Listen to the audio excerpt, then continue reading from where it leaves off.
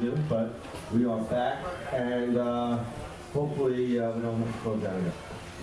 That would be pretty cool. But this month, I'm really happy to have Fifth Hammer.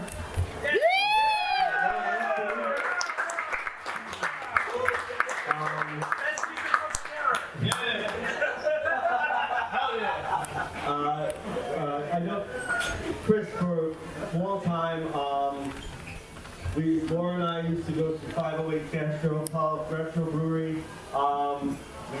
My homebrew club, Poor Standards, we did a collab with them, Bump and Grinds. Bump and Grind. And then more Bump and Grinds, I think.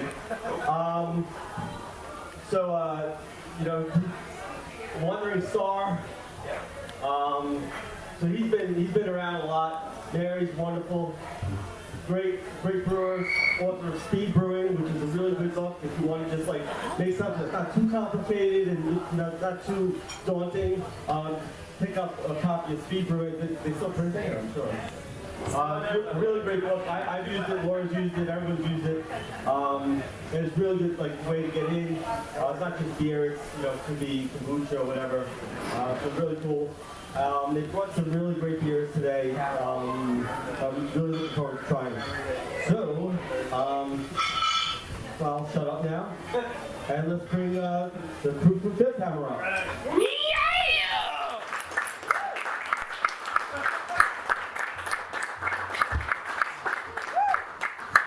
Thank you very much.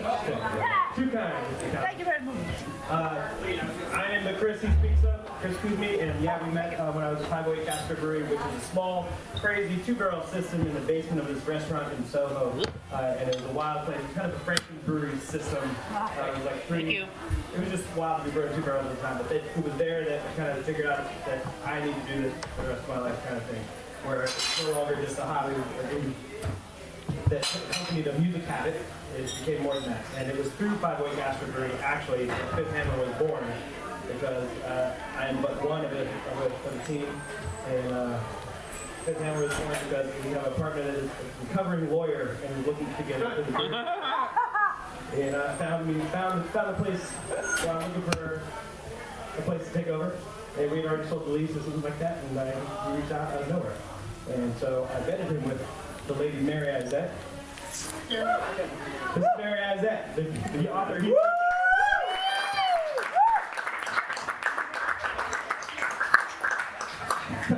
I'm just ripping till a beer goes. But I'm here joined also by our salesperson, Adam.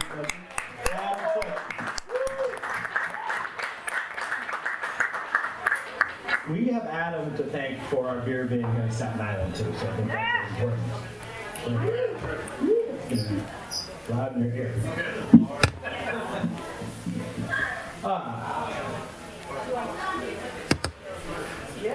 Mary's going to talk about the brewery. Awesome questions too. So, if you don't know, Coopy and I are married. We threw a beer festival in Brooklyn. It got married in the middle by a guy that works at Brooklyn Brewery. We have weddings that are designed after host plans. We met at home brewing. We met through the New York City Home Brewers Guild a long time ago. So we both, that's how we are married to each other and beer. Pandemic, it's been a hell of a year, right? Yeah, I know. It's been really emotional here too. Before the pandemic, so we opened just over, almost 3.5 years ago, I guess now. We have a 15-barrel brew system. We started with 2 15-barrel unit tanks and 2 30-barrel unit tanks. How many people here actually homebrew? I want to. Okay, so a few, cool. Never too late to start. Never too late to start, it's true. We have since added on several more unit tanks and 2 amazing 37.5 barrel fermenting fooders that were custom made for us out of American white oak. Nice. We added a centrifuge, and then the pandemic hit, and whereas most of our beer went through our tap room, we had a very busy tap room. Leading up to the pandemic, all of a sudden, as we all know, we were shut down, and we were filling growlers, and we had a mobile canning unit come and can all of the beer in our tanks, and we bought a canning line. So since then, we're canning pretty much all of our beers, as well as draft is coming back. We never shut down our draft system. Long Island City is a little like New Orleans these days. We sell to people go across the street or in the parking lot across the street, which we call the garden, and nobody gives a shit. So that's how we have survived this pandemic, by to-go cups and canning everything that we possibly can. We are back, we're all at 50% here in New York City. We can't use the bar, which really sucks, but hoping that comes back to us soon, because it's sad to not be able to use your bar, right? Or roll into a bar and sit at the damn bar. But we'll get there. Anyway, so yes, Adam came on with us during this pandemic, and we knew at that point, because we didn't have this busy tap room, that it was time for us to start sending our beer out further into New York State. As most of you know, we're allowed to self-distribute, and we do so. So we're now in Staten Island as well as on Long Island and upstate, and it's pretty awesome to be able to share our beer with so many people around the state now. You're going to talk about what it's like to distribute beer and to sell beer in a pandemic time. Oh my God. Woo! Woo! Yeah. Yeah, it's been a hell of a year. Known these guys for quite a few years at this point through the New York City beer scene. And distributing beer in pandemic. Lots of fun. Few people in there about that. So basically we were running the shop pretty much out the front door for most of the 3 years that we were up and running. And had to make a lot of changes real quick. From basically changing the way that we were packaging beer, from putting in kegs and doing it mostly in-house, to buying a canning line, making sure we could get the cans, source the cans, getting the artwork ready for the cans. So it's been a hell of a year for us. We've gone through a lot of changes. You see me on the van driving upstate on a weekend, way back. There's a good chance I'm doing that on any given weekend of the year, or driving down here, or driving to Long Island. You name it in the state, it's probably me running the beer. All of which markets that we weren't in prior to the pandemic. That's absolutely true. Great time to expand. Yeah. So some good things have come out of this, right? I mean, Are you up in Kingston? So you go up by Kingston and Rhinebeck, or are you further up? Yes. Kingston, Rhinebeck, and further up. Sweet. Yes. You guys ever been to New Jersey? Not yet. If the question is, have we been to Jersey? I've been to Jersey.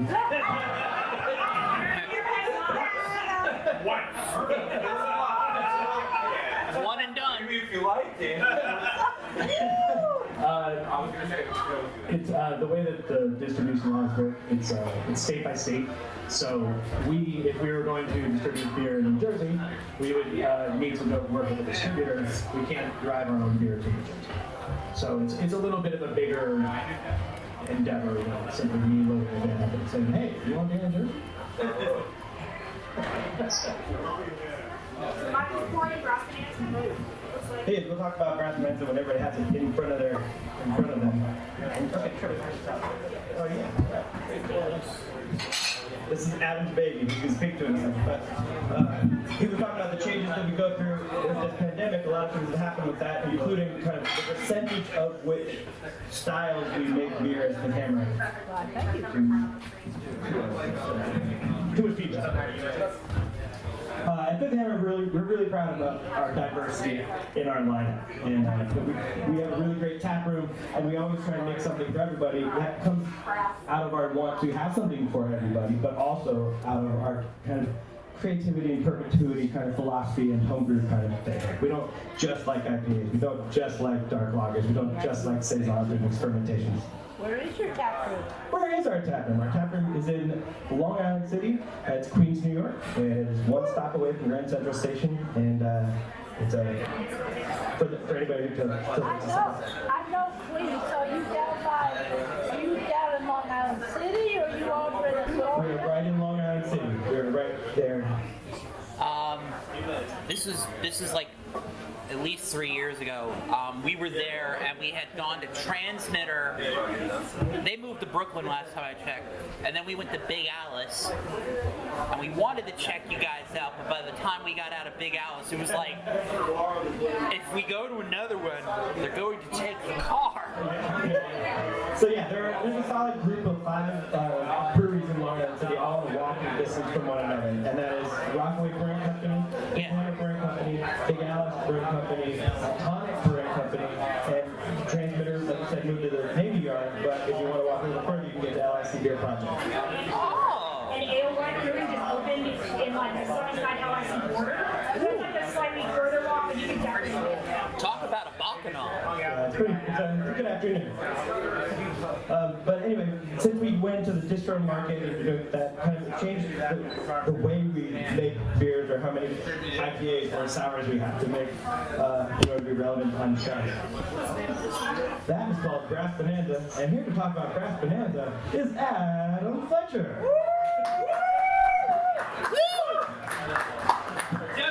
Thank you, Chris.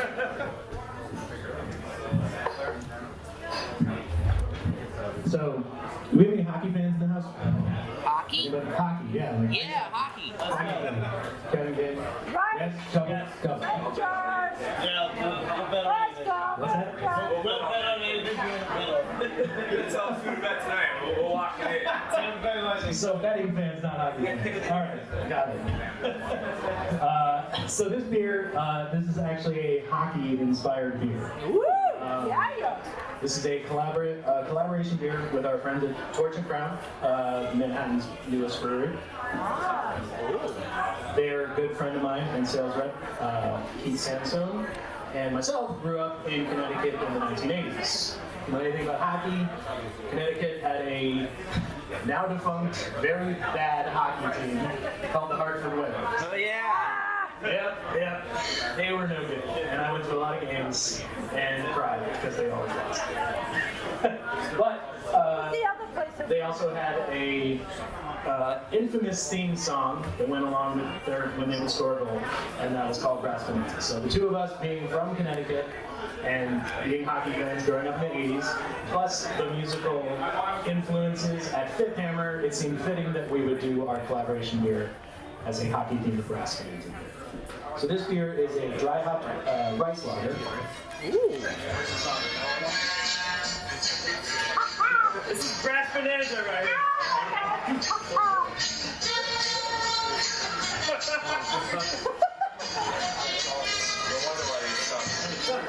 imagine you crying to them losing, but this song going on. What was the hockey team that we used to go up? Thanks for the assist, Chris. Appreciate that. I don't know. I think they got bought out. Okay, so you talked about Connecticut. We used to go to the Sound Tigers game. The where? The Sound Tide. Sound Tigers. That's the Islanders farm team, right? Yeah. Yeah. Last time I checked, I think they got their name changed or they got bought out by somebody. I don't know.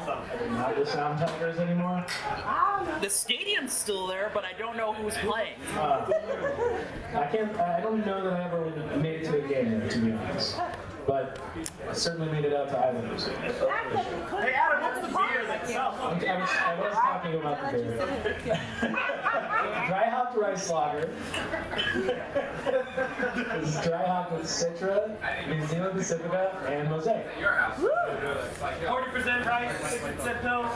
What he said, 40% rice, 60% pills. It's easily drinkable, but it's got that juicy, dry hop, American quality, kind of combining the best of both worlds for like a New England style IPA with a. Sorry, what? What's his name again? Brass Bonanza.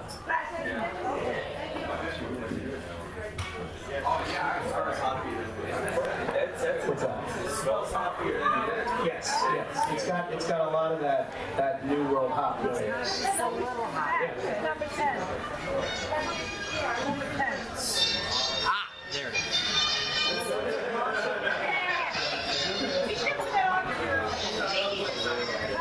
We did play that while he was making the beer.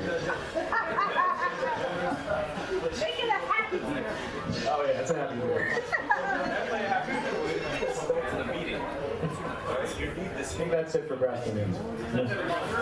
This is actually lager. Yeah, it's in what, 5 weeks? 5 weeks. Yeah. Yep. Actually, good question. Good question. We do use some yeast strains that are quicker fermenting, and we use them in some of our lager style beers.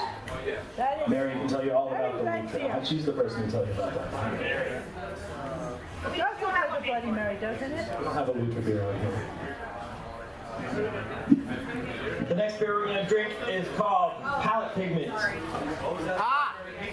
Blackberry peach. This is a sour ale with fruit, and our sour ale based recipe is kind of a tribute to kind of traditional Berliner Weissen. Yeah. It's a very So it's 50% wheat, 50% Pilsner, and we ferment this in an oak foeder. So there's little oak notes on the back, but it's covered up. It's more like subtle structure. it's a bit strong. There's a whole lot of peach It's like this. puree and a whole lot of blackberry puree to bring us into that. That's different.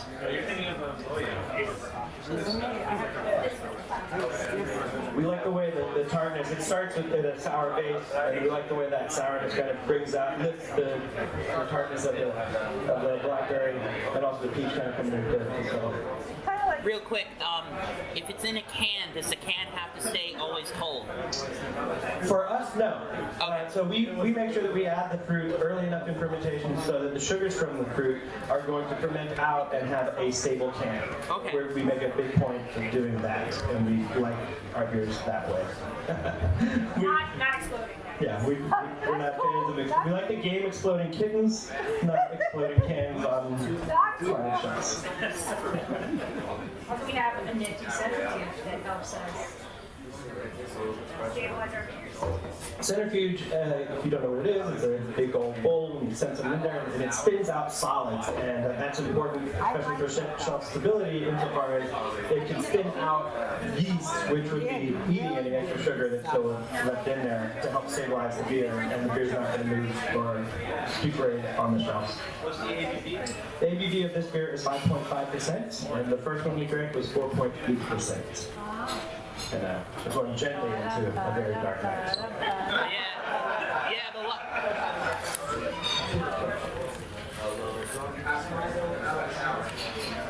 how high can you go? number 18. I noticed that it seems to be off sales are like yes. You mentioned like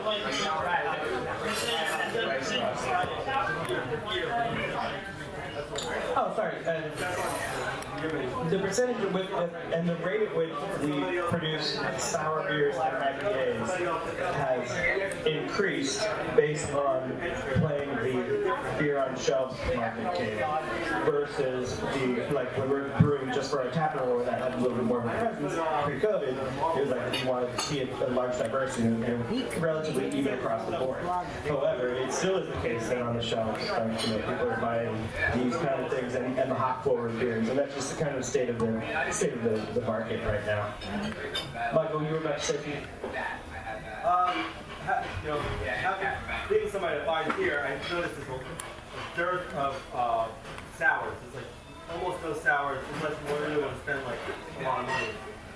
Does that have any effect? Like, are you aware of that? Does that like factor into what you're going to make at all? Like what's available for bars? Or When you say dirt, there's not enough sours out there for you to choose from? is that, yeah. So you only chose us because there was not enough. I thought it was Adam and your buddy Scott. Listen, these are really expensive to make without a doubt, and it's like because we put a lot of fruit into there, and it takes up the kettle for like a little over a day or two just to get it sour the way we use with our souring techniques, which we're changing a little bit now. We're moving that to a sour tank, but it's the same thing. It's occupying space as it sours before we can do stuff, and there's more work and labor involved in doing it. We really like doing it, so we want to focus on it, but definitely these are underpriced, in my opinion, for what they could be.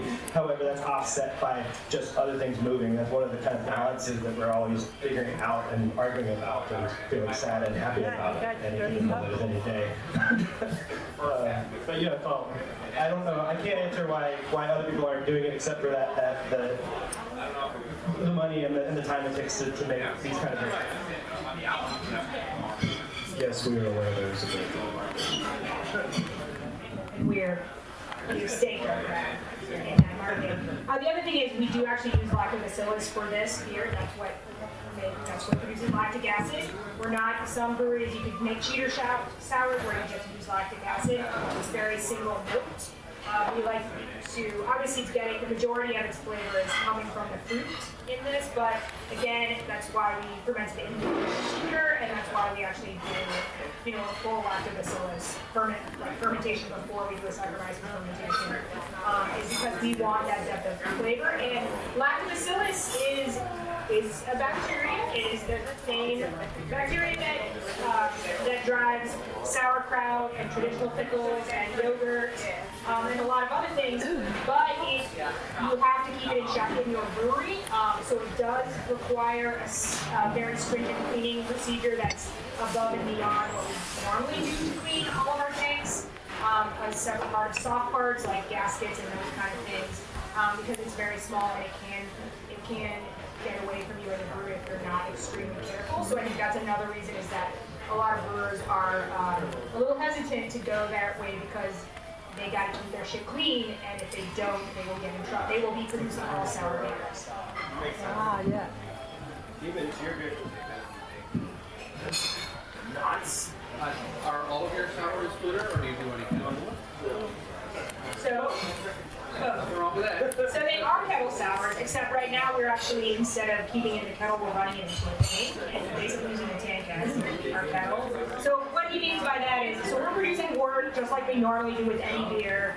At that point, we're cooling it down to a temperature that our particular strain of lactobacillus, which is Lactobacillus plantarum, it is an absolute beast of a lactobacteria. It really likes to produce a lot of lactic acid, and we like the aroma and flavors that particular strain of lactobacillus produces as well, that are very complementary to the tartness of the beer. But at that point, then we do ferment it with Saccharomyces, and that's when it's To your question, we're primary fermenting in a foeder, and then when we're blending it with the fruit, we're not putting fruit in that foeder. We're sending it to stainless once it goes through primary fermentation. So for these kettle sours, we're doing just like a week in the foeder, then sending it over to the stainless with the fruit, and then going with that.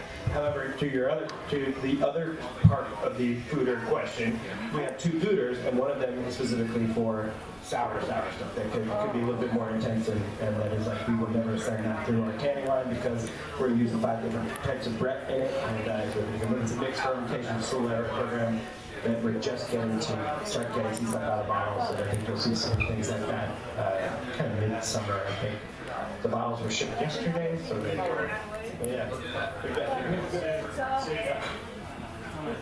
The beer that's coming out right now, which one is it? The beer that's coming out right now is Western Waters. Ooh. And this is a West Coast IPA. And back in the day when we were making IPAs, when we were falling in love with IPAs, before the age of the New England IPA, there was the Western IPA.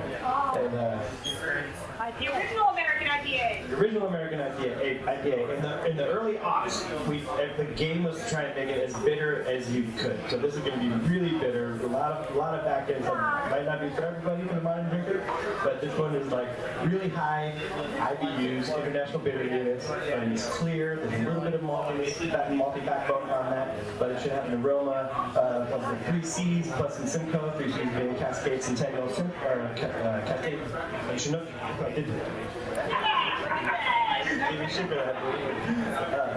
Just because you're Cascade IBU is probably calculated at like 100, 110, but they say you can't really, like the perception changes after like 80, so you're not really getting it. And what I'm gonna make this again, I might be dialing that back, but I was kind of like I was just excited about like the early IBU game.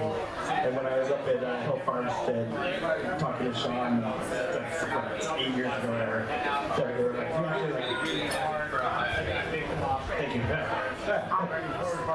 was talking about how most of his were like early hundreds. He uses a different yeast for sure. This is a Chico yeast, California yeast. That's what I like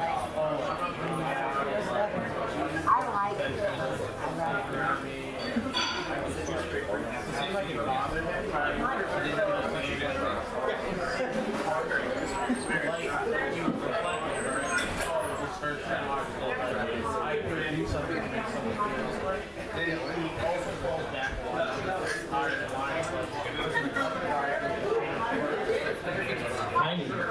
citrus, grapefruit. I like And as it warms up, the malt backbone kind of like backs up a lot of the bitter stuff you get in the beginning. And I don't know how you guys are about tasting beer, but I think I go with the 3-sip rule. There's shock, acclimation, and understanding. I like that. What's that saying? Say you can tell if a beer is good after just one sip, but it's good to really be sure. It sounds like SAS. What? SAS. That's the one airline, SAS. That's it. This old school throwback.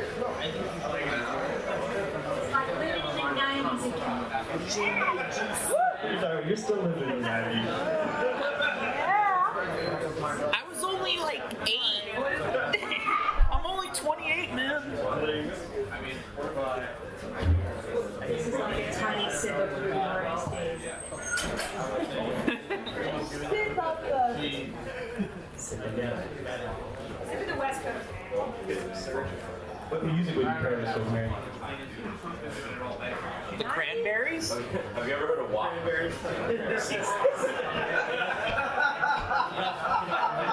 Ah, could be like... I think WAP would be fantastic. I retract the question.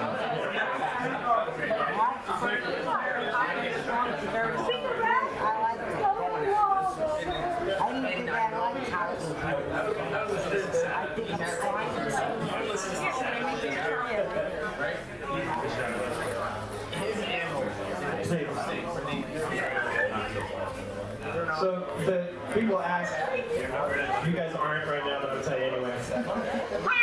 The hammer, the name, comes from a story of Pythagoras. And Pythagoras was credited for a lot of things. He was a philosopher, he was an astronomer, but he was also considered the father. He was a mathematician. That's how we know. He was credited for, he's considered the father of harmony because he discovered the mathematical relationship between musical notes. Yes. And the story goes, he got into that because he was walking by a blacksmith and he heard this sound. He's like, what is that sound? I gotta find out what that is. He walks inside the blacksmith and these guys are hammering on an anvil. 4 hammers sounded beautiful together. So he took those 4 hammers home, he studied them. But there was a 5th hammer, and he was doing its own thing. It was outside the realm of conventional harmony. So to us, 5th hammer represents individuality within our own thing. And that's why the name of our brewery is 5th Hammer. I don't know how old you guys are, but Walt Disney, they got pulled off the internet. I mean, it's on the internet. They pulled off the shelf. There's a cartoon called Making Magic with Donald Duck, and it has a pentagram pencil. I am a Thelemite, if you know what that is. It's a Pythagoras is a big thing. So, also as a friend, Pythagoras diet. When you go home walking, I mean, walking by in like, yeah, the world art, and all these students, it's 100% up your alley, and maybe you can find it.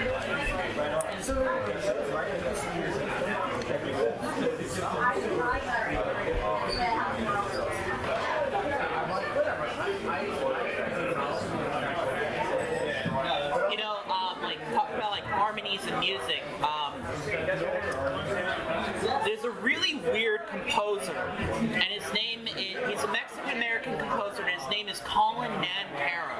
And he took player pianos, and he would take like the paper that would go into it, and he would do these such crazy musical things with it. And he knew harmonics well enough that if you take like an A note on the piano and you played it at so many beats per second, it would play a different note.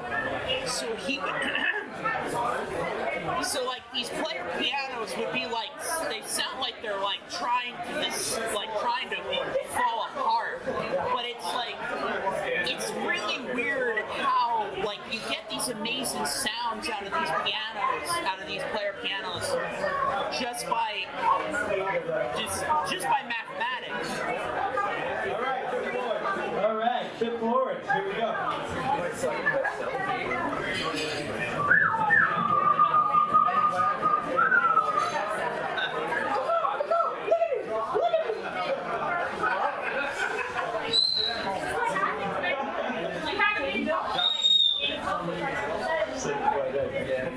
It's really good. All right, so the next beer we're drinking is called Fifth Lawrence. This is a double IPA. There's a brewery in Rochester, which is her hometown. That brewery's name is Fifth Frame Brewing Company. We often get malt and/or yeast sent to us that was meant for them, and vice versa. For years it's happened. They actually are 1 month younger than us. They're really great cats. John Murray, Adam knew them better than us, and brought them down to do this collab. You want to talk about that beer? It's great. So yeah, we have our good friends at Fifth Frame Brewing in Rochester, and they make runs down in the city. We've been hanging out with them for a number of years now. Great people, great brewers. They don't make a lot of the beer doesn't make them here, and we have a very limited amount of our beer that goes out there. But they're great people. So we want to do a couple of collabs. Chris and I traveled in October up to Rochester to make a collab with them, which ended up being a pretty long beer. It was an Imperial Porter with coffee, coconut, and vanilla. We can go to Rochester, New York, and explore the Museum of Play. Going to Star Wars. Rochester, New York has the Museum of Play, and they have an arcade with very rare pinball machines. And in February, they came down to our brewery, brought a bunch of the collab beer, did a whole release. We had a whole day. It was just after we were able to reopen the brewery. It was the day after we were allowed to reopen the brewery. So the big thing, and John and Chris brewed a beer that day on our first day back at Richmond. So we mentioned Fifth Lords is the follow-up to that beer. Double IPA. It is hopped with Strata, Mosaic,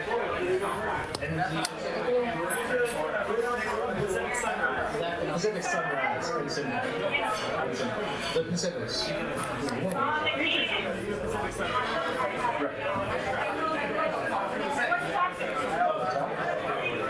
That's a whole other question.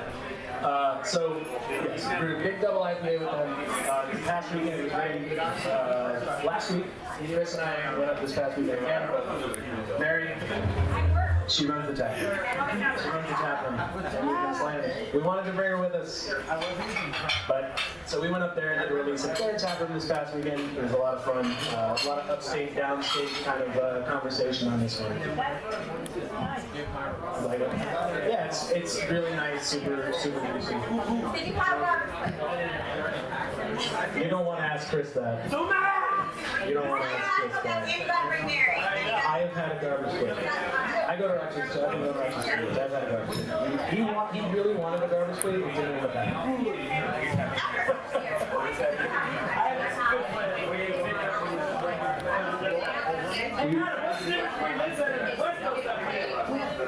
how the hot to use.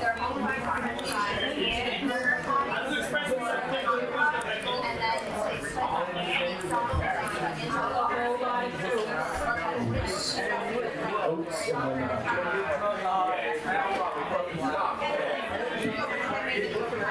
So yeah, to me it's really wild that both of these beers are IPAs. The one we just had and the one we're having right now. So that was West Coast, this is East Coast. East Coast can be softer and without all that bitterness. And that's what we're used to these days. The trend goes back to us. So that's a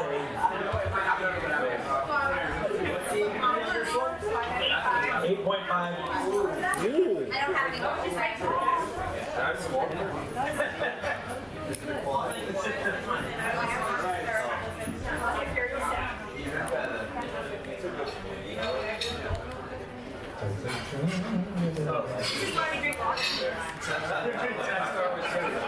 Star Wars trivia. Who's ready? Mike, did you figure out what the top said? I You didn't. All right. Well, question one is who shot first? Han! Fucking Han! So if you look at the top of the can, there's writing in Arabic. It's that's the first one. Is Han shot first? What's the original song called from the end of Return of the Jedi? Talking about Yup Yup? You got it. Yep, It says Yub Nub, eat chop a blow up. Of course. I'm a nerd. Leave me alone.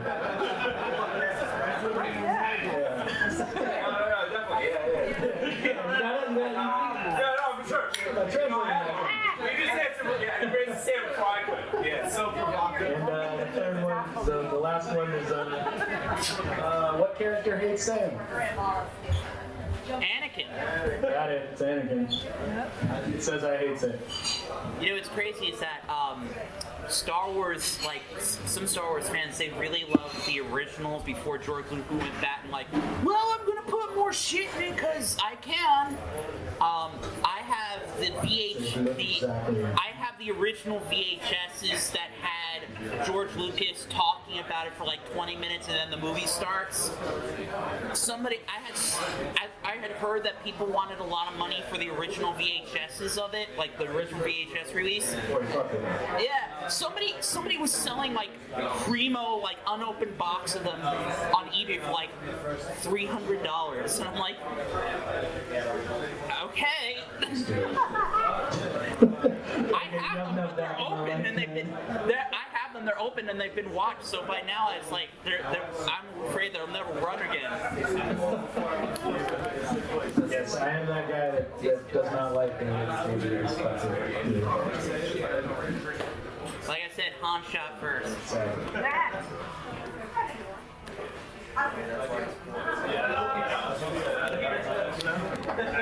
And you buy 6 pounds. We didn't talk about how the hops are actually used.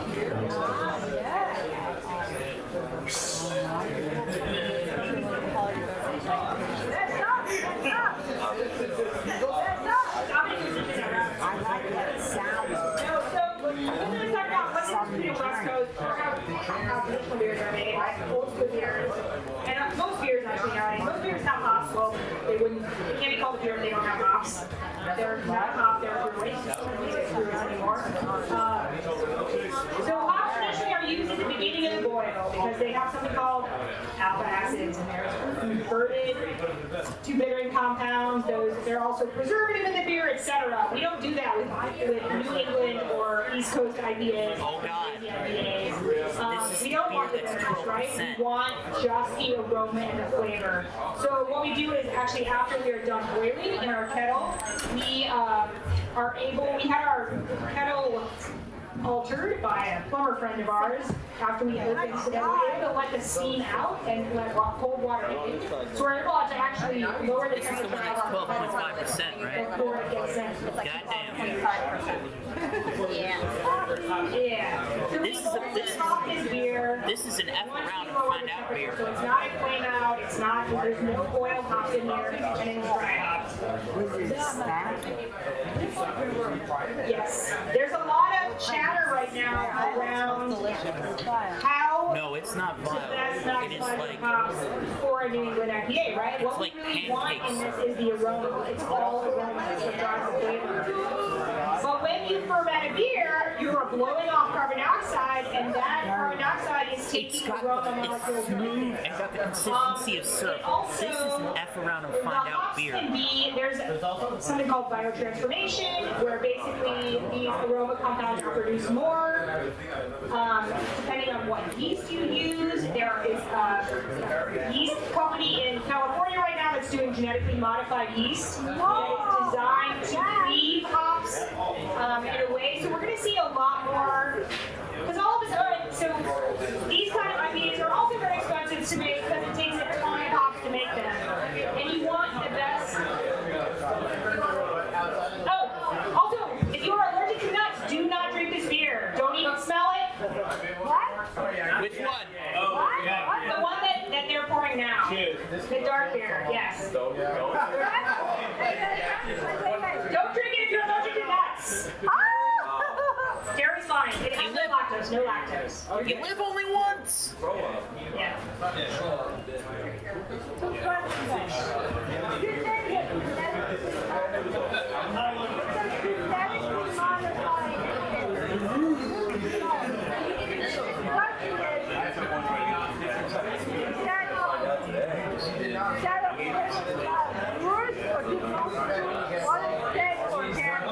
So basically, I mean, it's fine. They use a technique called CRISPR.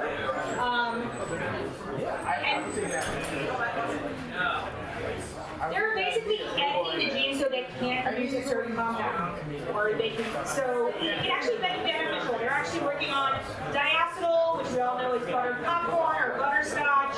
That is a Roman flavor that is generally undesirable in most styles of beer, outside of some English styles. It's also produced by dirty draft lines. You go to a bar that does not clean up draft lines ever, and you have a beer. All the beers actually taste like buttered popcorn. That's because a bacteria is producing this compound called diacetyl, and that is what is in your beer. Yeah. That sounds really gross. It is gross. If you can smell and taste diacetyl, not everybody can. But, you know, so I'm okay. I'm on the modified genetic yeast strain. You want better beer. Okay. And that's the way to get it. All right, the beer in front of you right now, this big old closer that you should not drink if you are allergic to nuts, is called Marble Slice, and we started doing some pastry-ish nods this winter. The big imperial stout. This one's 12.5%. This one is dedicated to a peanut butter cup, and it uses a lot of peanut butter, and it uses peanut butter powder, flour,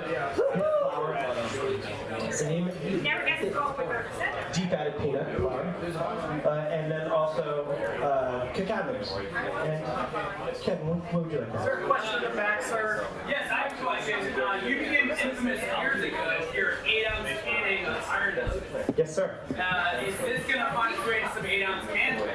So now that we have our own canning line, we would really like to do that, and we specifically ordered the canning line with the ability to do that. However, they screwed up sending it with the ability to do that. So they finally ended up like sending it to us like 6 months later. We have that little contraption to do it, but understanding the canning line and that one pain in the ass it actually is to send it down to do that and get some certain things out of whack. We have not, this season we did not dive into that. But I suspect that perhaps next season we will. Here to talk more about the financial love of that situation is Mary Isaac. We're going to cover the financial love of that situation. It turns out that people will buy 16 ounces of 12.5 and 13% imperial stout, so I'm not worried about that. However, obtaining 8-ounce cans right now is really hard. So there is a can shortage across the country. We knew this was coming before the pandemic because more breweries are putting their beer in cans. There's more beverage companies. There's like lots more options, right? You can get like hard seltzer. That's very popular and also mostly in cans. So there was a nationwide can shortage predicted for last year, and then the pandemic hit, and nobody's going out and drinking craft beer. Everybody has pivoted, including the soda companies, the kombucha companies, the hard seltzer companies, every brewery in this country. They're all putting their product in cans, right? So it's really hard to get cans. We have been very lucky in that we had to delay canning for 1 week. We found another can source, but there are breweries across the country that cannot get cans right now. I mean, you might have noticed in the early pandemic there was a crowler shortage. We were crowlering a lot of our draft beers early on. We couldn't get crowlers. We couldn't get 16-ounce cans at that time. We had a little manual canner. So all of our bartenders, people could order 16-ounce cans on demand, and we would just can them for them. You know, they ordered online or came to our beer window and picked it up. But it's a really weird time right now. There are brewers that can actually get like slim seltzer cans. They're putting like slaughters in slim seltzer cans because that's all they can get. Like it's that's just their vibe. But no, it's like super weird. There's been so many challenges. Like whatever. Yeah, it's whatever you can have.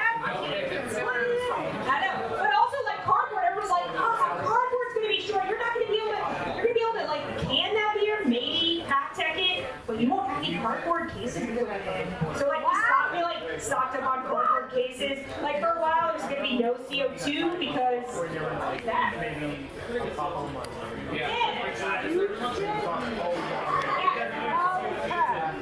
CO2 to keep the vaccine cold. So there's been crazy shortages throughout this. I mean, yeah, also, yeah, all kinds of stuff. So it's been a really weird year. That's crazy. Adam, is it easy to sell 8-ounce cans? Kevin, is it easy to sell 8-ounce cans? Is it easy to sell 8-ounce I mean, if it's the right code, if it's higher code, it's 100% is, you're just gonna find the right market for it. God damn. Do you believe in the market to support a large selection of 8-ounce cans? 8-ounce cans, my love, thank you. You are my heart. You are my heart. I smell an Instagram account 8-ounce cans right now. 8 ounces for that. Only 8 ounce cans and bags of water. Everything in between scratch.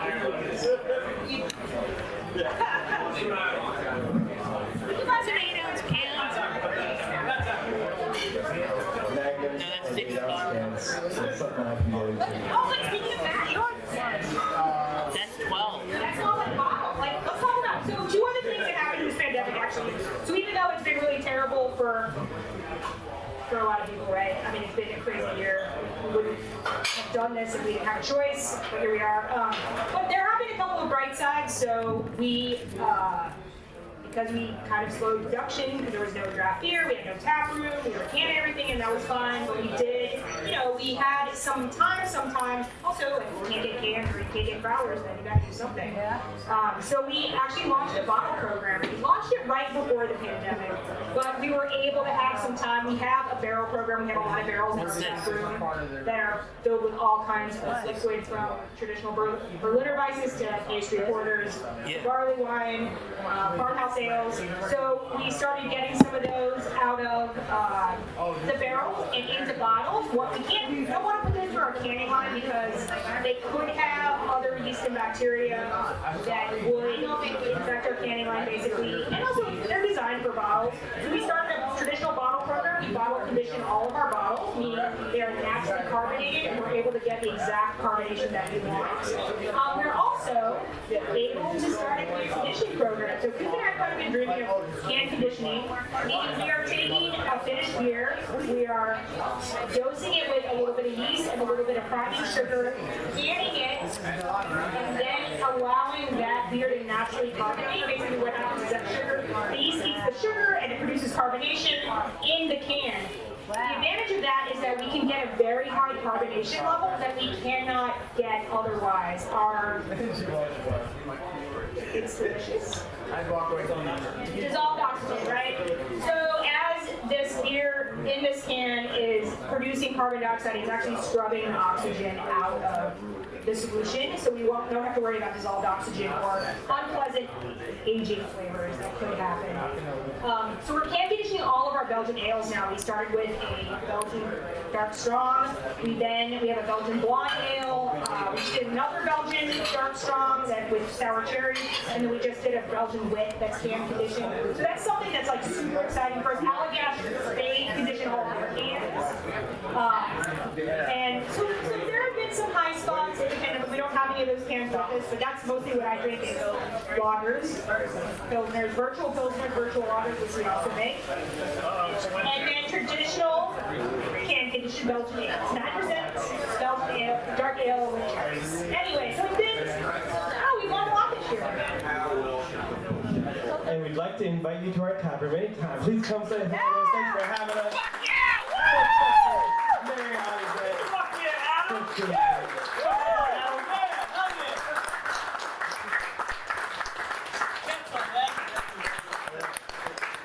Thank you so much, Hammer, for coming out. Staten Island, Shaolin. Staten Island, woo! Awesome beers. Next month, we have Beer Club again. It's going to be Red Tank from New Jersey. Red Tank! who's not actually distributed here, but we're gonna go down pick up some kegs. We want Adam. And then also Luna Bay kombucha. So it's gonna be like a dual situation going on. Which we have the Palisades of blueberry right now. And it's really good. Really good stuff. So thank you all for coming down.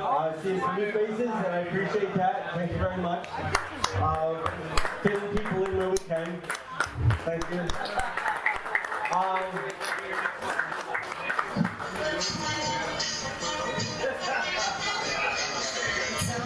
Brass Bonanza. All right, thank you very much. Have a good night.